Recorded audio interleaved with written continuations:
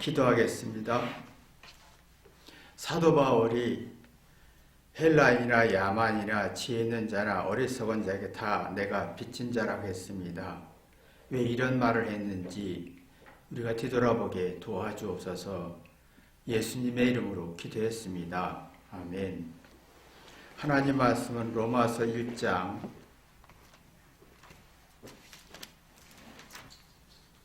14절 한 절만 읽겠습니다. 헬라인이나 야만이나 지혜 있는 자나 어리석은 자에게 다 내가 빚진 자라. 이 사도 바울이 왜 이렇게 나는 모든 사람에게 빚졌다, 헬라인이나 야만이나 지혜 있는 자나 어리석은 자에게 다 빚졌다라는 말을 했어요. 이 말은 내게 고통도 아픔도 슬픔도 억울함도 절망도 낙심도 다 빚졌다라고 하는 내용이거든요. 이 빚졌다라는 말은 도움이 됐다, 많은 이익이 됐다, 도움을 받았다, 힘을 얻었다라는 거예요. 이게 힘이라는 것은 스스로 움직이는 뭔가 짐이나 물건이나 들고 감당하면서 움직이는 게 힘이잖아요. 어려움과 고난을 감당할 수 있는 힘, 누구를 이해할 수 있는 힘, 자신의 잘못과 부족함을 인정하고 받아들일 수 있는 힘, 이런 힘이 도움받았다, 빚졌다라고 하는 거예요. 이런 힘을 얻었다. 내가 절망 속에서도 감당하고 이해하고 풀어내는 지혜와 어떤 슬기가 있어서 나는 빚졌다. 이게 이런 힘이 어떻게 생겼냐면,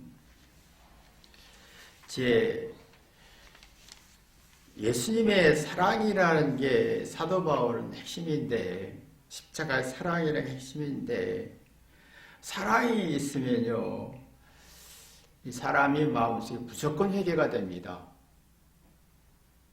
사랑과 존중이 있는 사람은요, 무조건 회개가 돼요. 회개가 되면서 여러분 지난주에 제가 얘기한 대로 마음의 이 무의식 속에 있는 잘못이란 두려움이 그 두려움과 부정적인 성질에서 긍정적인 성질로 전환이 돼요. 그러면 이게 그렇게 깨닫고 뭔가 감당할 수 있고 이해할 수 있고 자기 잘못을 받아들일 힘이 만들어져요. 그럼 내가 빚졌다, 힘을 얻었다, 도움을 받았다. 그럼 이게요, 우리 인생의 끝없는 고난과 슬픔과 억울함, 절망 속에서도 이게 이제 힘을 빠지게 하는 건데, 이러한 어떤 힘을 빠지게 하는 인생 속에서 힘을 얻었다라는 거예요. 여러분이 자신이 교만한 사람들은, 자존심 센 사람은 겉은 우월하고 속은 불안하기 때문에 힘이 자꾸 빠져요. 빠지다 보면 막 화와 성질이 나면서, 그러니까 이 마음의 힘이 약해지고 고난과 고통에서도 내 힘을 빼고 내 자신도 힘을 빼니까 마음의 기운과 열정이 꺾이는 거예요. 이겨낼 힘이 없어요. 그럼 아무리 주변에 사람들이 도와주고 사랑하고 희생하고 많은 돈을 줘도 받은 게 없다라고 느껴지는 거예요. 그러니까 사도 바울이 예수님의 사랑으로 회개하고 보니까 무조건 사랑이 있으면 무조건 회개합니다. 회개하면서 자기의 잘못에 대한 두려움, 부정적인 성질에서 벗어나서 깨닫고 이해하는 지각력이 생깁니다. 그러면 신기하게도 기가 살아요. 기운이 나요. 그러면 내가 도움을 받았다, 빚졌다. 그럼 용기도 없고 또 의욕과 도전과 긍정적인 에너지가 나오지요. 그럼 하나님의 도움을 받았다.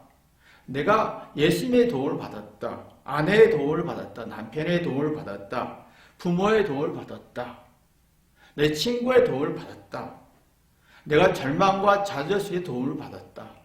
외롭고 슬픔 속에 도움을 받았다. 그게 마음의 치료가 되었다. 이게 도움을 받았다 빚진 마음이에요. 근데 지금은 우리가 어렵고 고난이 있을 때 우월한 능력과 지식으로 이걸 해결하려고 하는 게 지금 젊은 사람들의 특징과 어른들과 학생들의 마음인데, 이게 이상하게 돼 있어요. 내가 우월한 능력과 지식으로 뭔가 문제를 해결하려고 하면 내 속에 있는, 무의식 속에 있는 잘못과 두려움이 더 불안을 더 키우는 에너지가 되는 거예요. 그럼 내적 불안에 외적인 어떤 억울함에 같이 플러스가 되면 막 화가 나고 성질내고 분노하는 게 마음의 기운이 없기 때문이죠.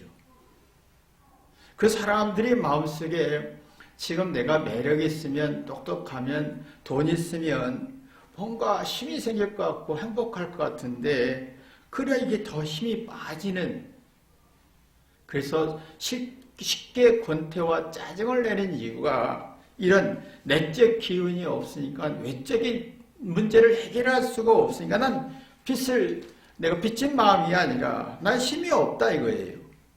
힘이 없으니까 네가 나를 도와야 돼 라고 채권자 마음을 갖는 거예요.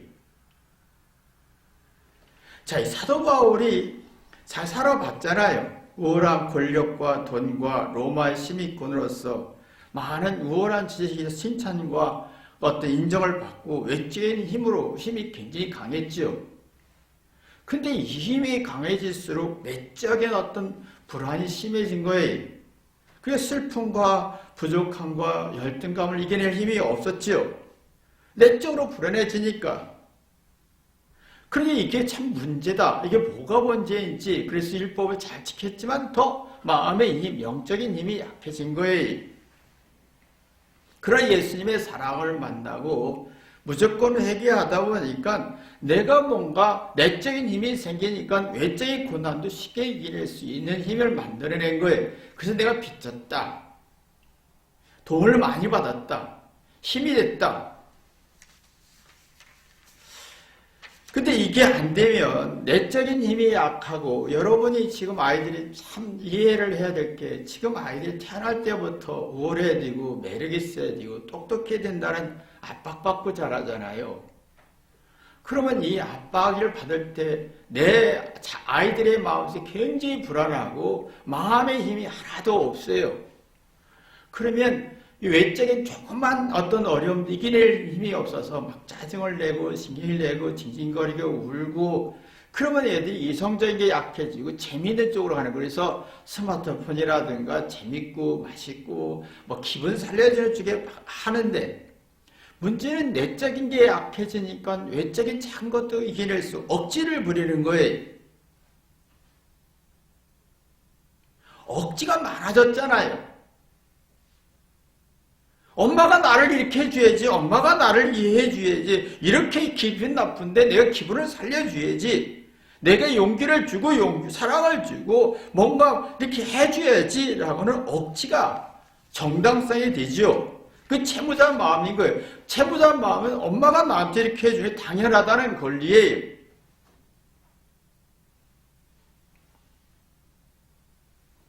지금 너무 억지가 많죠. 아이들이랑 부부 대화도 그렇고 억지가 많아요.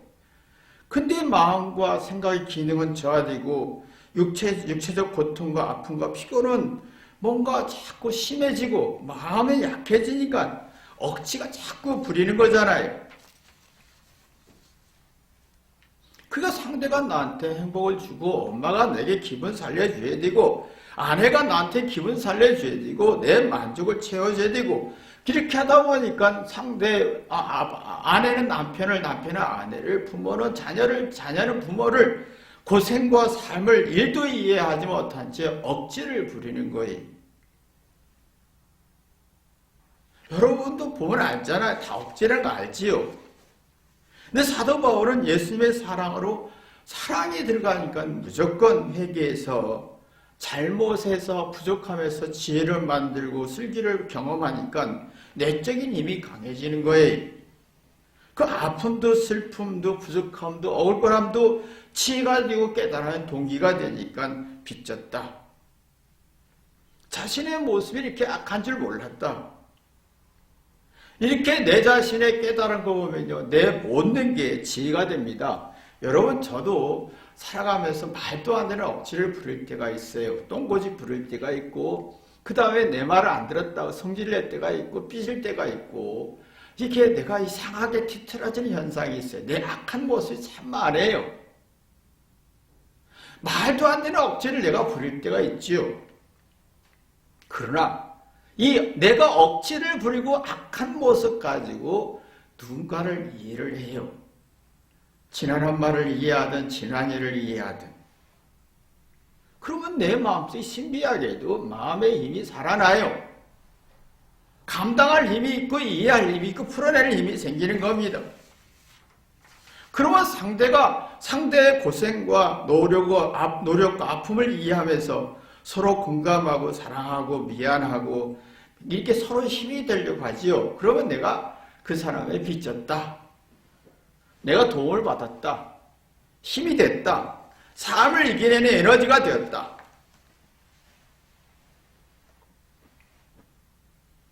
근데 지금은 자꾸 우월하고 똑똑하고 모든 문제를 돈으로 해결하려고 하는 시대이기 때문에 마음의 힘이 약해져서 심신이 약해지고 살이 분별이 안 돼 정신적으로 불안해져서 외적인 작은 고난도 견딜 수가 없어서 억지를 부리다 오면 억지로 막 성질을 내고 말도 안 되는 말을 하잖아요. 그런 부모들은 상대는 뭐라 할까요? 어이가 없다라고 하지요. 제가 어이가 없네. 남편이 참 어이가 없네. 자녀가 어이가 없네. 아내가 어이가 없네. 어이없다는 말은 너무 뜻밖에서 기가 막히다. 기가 살지 않는다. 서로 기가 죽는 거예요. 막는 거예요. 이게 억지가 되니까 어이가 없고, 어이가 없다 보면 서로 길을 막는 구조가 되는 거죠. 그러니까 서로가 이게 막 너무 힘든 거예요. 그럼 빚진 게 없어요. 채무자. 그러니까 네가 나를 이해해야지. 그러니까 나를 사랑하고 나를 도와야지. 채무자 입장이 있는 거예요. 그래서 자꾸 사람들의 마음속에 억지와 기가 막힌 주장을 하다 보니까 계산이 빨라지는 거예요. 상대로부터 물질 도움을 받아야 되겠고, 경제적 도움을 받아야 되겠고, 또 어떤 애교를 부려서 웃고 상냥하고 예의 바르고 뭐 이렇게 해서 좋은 사람 칭찬받으면서 내가 그 사람한테 도움을 받고 싶은 거예요. 수쓰고 방법을 찾죠. 근데 여기는 진심이 없고, 진심과 진정과 솔직함과 이게 없었고, 억지하고 기가 막힌 느낌만 주니까 차갑고 따뜻한 마음이 없고 용기도 없고 막 짜증나는 거예요. 떼쓰는 기분이 드는 거예요. 말도 안 되는 얘기를 하는 거예요. 근데 자기는 똑똑하다 맞다고 하는데 떼쓰는 거예요. 기가 막힌 일들이 많지요. 그래서 자기가 40을 주고 100을 얻으려고 하는 거예요. 그 세상에서 원하는 방법이겠죠. 그러나 가정에서나 교회에서는 이 일을 하면 안 되는 거죠. 기가 막히는 거예요. 대화가 안 되는 거잖아요. 억지가 되고 어이가 없고 기가 막힌 구조가 되는 거잖아요. 그럼 내가 도움을 받은 적이 없다라고 하는 거예요. 부모가 아무리 희생하고 엄청난 희생과 고통을 받아도 자녀는 기가 막힌 거예요. 도움을 언제 줬느냐라고 하는 거예요. 오히려 자녀들이 채무자 입장이 되는 거예요. 오히려 아내가 채무자 입장이 되고 남편이 채무자 입장이 돼서 너무 어이가 없고 기가 막히고 정말 억울한 거 억지가 막 논쟁이 되는 거잖아요. 도움을 받은 적이 없다. 언제 사랑했냐? 근데 이런 사람은요, 이 마음이 불안하고 작은 외적인 고통을 이겨낼 수가 없으니까 안락하고 안주하고 싶은 성질이 강해지는 거예요. 그냥 편하고 싶고 아무 일 없이 됐으면 좋겠어요. 그냥 고통 없이 그냥 살고 싶어요. 큰일 없이 그냥 살고 싶어요. 너무 힘드니까, 마음이 힘드니까. 그러니까 안주는 발전과 능동적인 열성과 열심히 약해지고 수동적이고 게으르고 무책임해지고 무기력해지는 거예요. 의욕도 없고 모든 책임이 나한테 지는 게 아니라 상대한테 지는 거예요. 이런 사람은요, 안주하는 사람은 억지 부리고 기가 막힌 주장을 하는 사람은 능력이 100인데 10도 못 써서 열등감을 갖고 있는 거예요.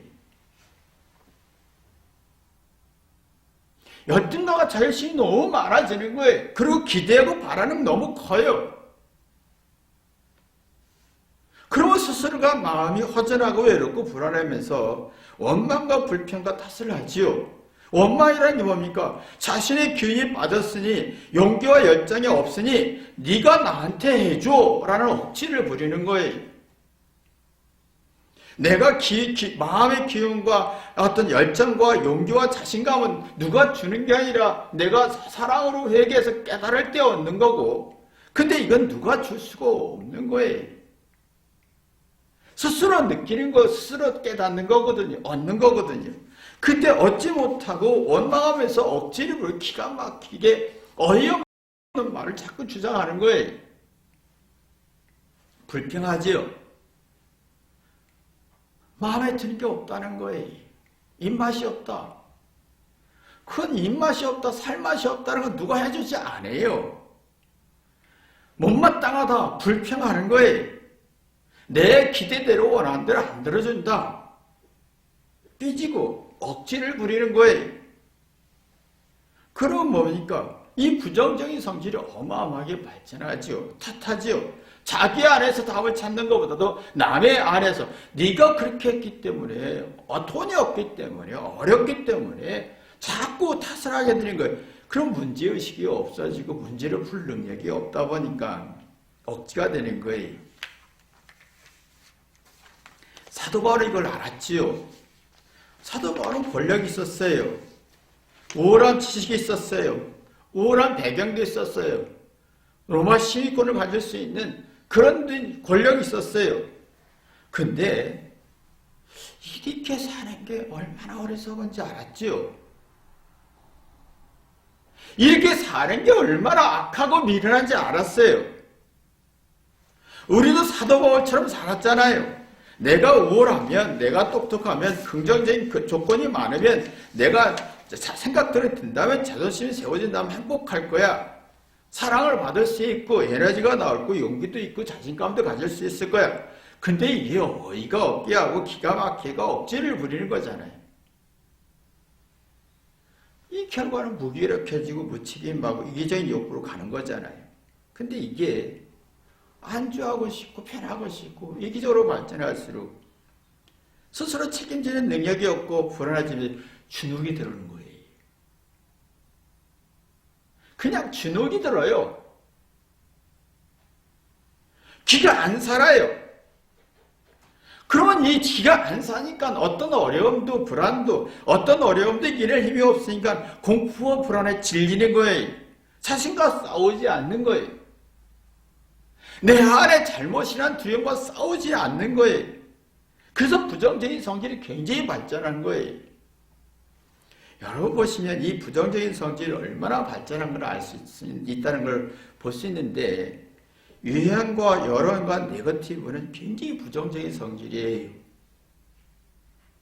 유행은요, 저 사람처럼 안 하면 나도 불행해질 것 같고 불안해서 열등감으로 반응하는 소비 역할이 소비하고 돈을 쓰는 거잖아요. 이 부정적인 사람은 이 유행에 막 쫓아가요. 여론은 거의 객관적인 게 없어요. 다 주관적인 성질이에요. 그래서 상대를 공격하고 약점 잡고 공격하려고 하는 강한 성질이에요. 그러면 여론에 막 쏠려가요. 객관적으로 볼 능력이 없어요. 네거티브라는 게 뭡니까? 상대의 약점이 10인데 100으로 설명하잖아요. 그러면 뭐예요? 네거티브는 뭐예요? 아니면 기면 기고 아니면 아니지 뭐라고 하는 아주 무책임한 얘기예요. 근데 왜 여기에 많이 빠지느냐? 자기가 그런 성질이 있기 때문에 부정적이고 기가 막히고 억지가 있고 어이가 없는 사고가 많기 때문에 이 논리에 막 정신없이 가는 거예요. 막 정신없이 하다가 막 욕하다가 신나죠. 내가 주장하는 게 정의롭고 뭐 이렇게 똑똑한 것처럼 착각하는데 이게 얼마나 무서운 저주인지, 이것이 얼마나 악한지를 눈떠야 되는 거예요.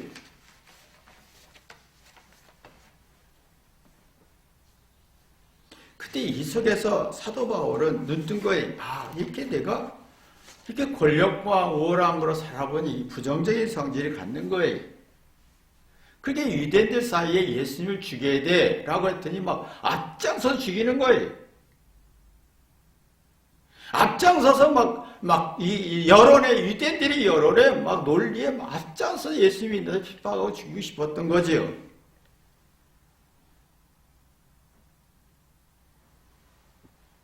그러면 이게 얼마나 악한지 눈뜬 거예요.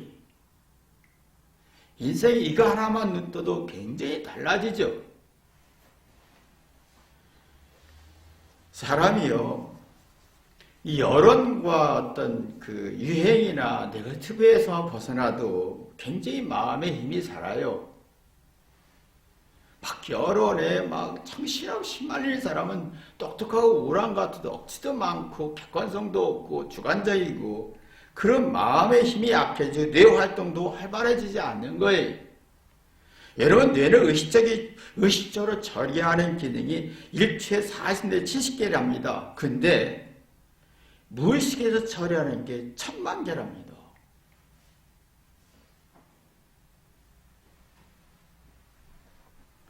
내 안에 잘못을 소화하고 부정적인 소화했을 때 무의식에서 뭔가 처리하는 능력이 너무 많아지니까 마음이 신난다, 막 즐겁다, 기쁘다 하는 거예요. 느껴 깨닫는 자각 능력이 활발해지면서 자신감과 감동과 기쁨과 사랑과 행복이 나오니까 느껴 깨달아지는 거예요. 뭔가 느끼는 만큼 객관적으로 사실적으로 볼 수 있는 일이 생기는 거예요. 그러면 내 슬픔도 외로움도 억울함도 무시도 다 도움을 받는 거예요. 내게 깨달아줬어. 내 안에 있는 이게 있습니다. 내라는 존재는 순간순간마다 더러운 게 많이 꾹꾹 올라오잖아요. 저도 제 생각에 저도 어떤 때는 이게 더럽고 악한 게 올라올 때 이래 가서 어떻게 설교하나 할 정도로 더러운 게 많이 올라와요. 그러나 이것 가지고 누구를 이해하면 내 안에 마음이 시원하고 억지가 안 나와요. 기가 살아요. 에너지가 나와요.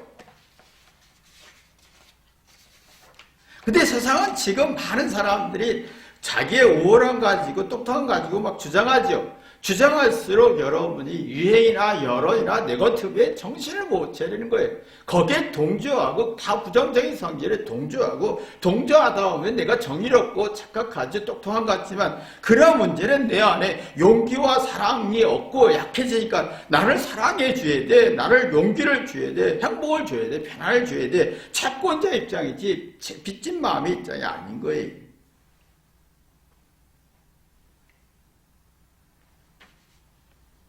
이기적인 생각이 가는 거예요. 미성숙한 아이가 되는 거예요. 채권자는 그 미성숙한 엄마가 나한테 이게요, 빚진 마음을 가지면 내가 엄마를, 내가 아버지를, 내가 아내를, 내가 부모를, 이게 달라지는 성질이지요. 근데 이상하게 우리는 이게 안 된다는 거예요. 내가 아내 때문에, 내가 우울하기 때문에, 내가 아내이기 때문에, 내가 우울하기 때문에, 내가 돈 있기 때문에, 내가 주인공이기 때문에, 그러니까 이게 자꾸 네가 나한테 이렇게 구조가 바뀌는 거예요. 그건 채무자 입장이지 빚진 마음인가 아니야. 그러면 내가 돈을 받은 적이 없다. 억지가 있고 어이가 있고 기가 막힌 주장만 하는 거예요. 감각이 떨어지는 거예요. 억울한 거예요.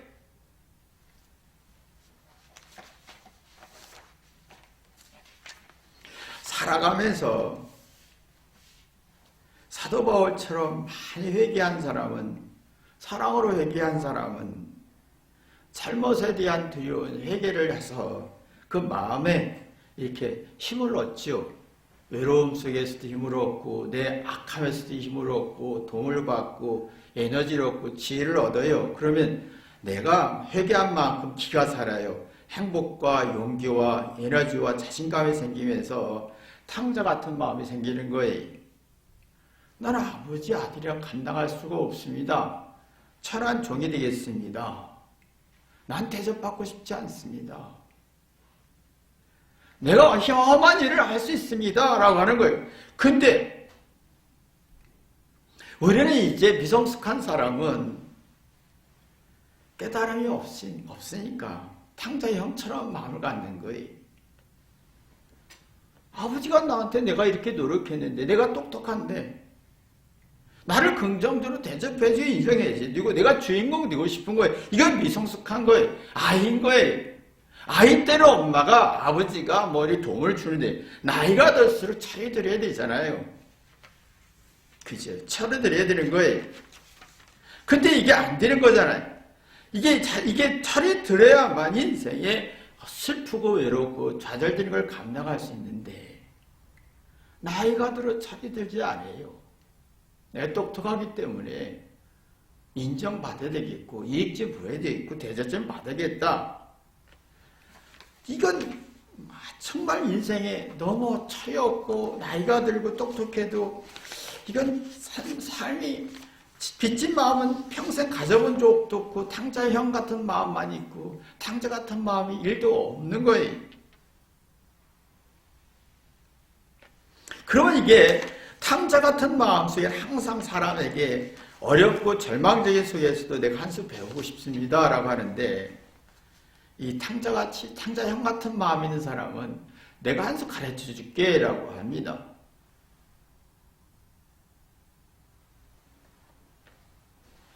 그런 사람은요, 인생에 한 수 배우고 싶어요 하는 사람 자기 인생에 데이터가 있어요.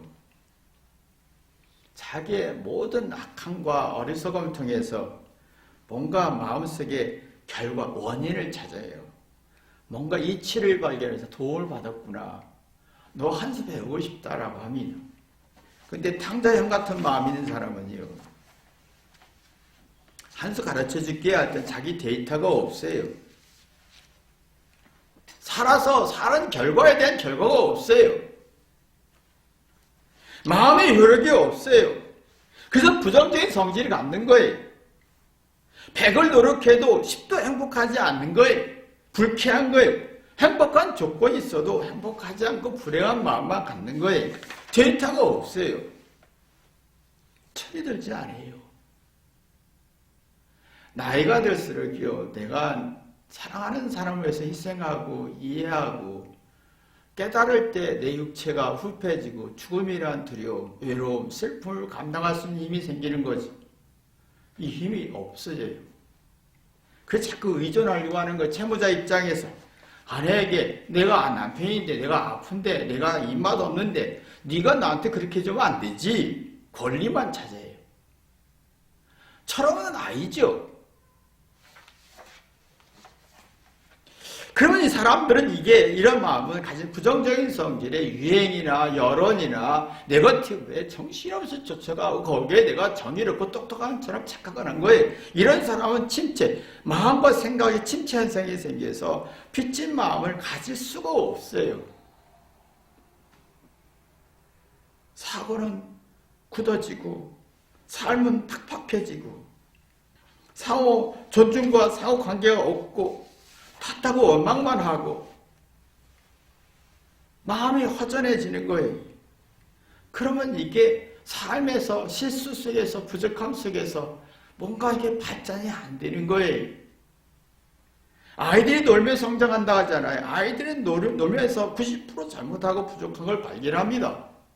우리 어른들도 삶에서 끝없는 고난과 아픔 속에서 99% 실수합니다.